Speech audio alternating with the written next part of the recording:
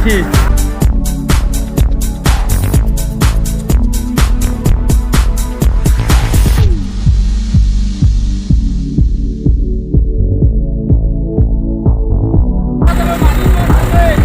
কম যাব বুজা নাই আকৌ গাড়ীৰ মালিকৰ টাকা যাব। অঁ য়েছ য়েছ য়েছ বঢ়িয়া বঢ়িয়া বঢ়িয়া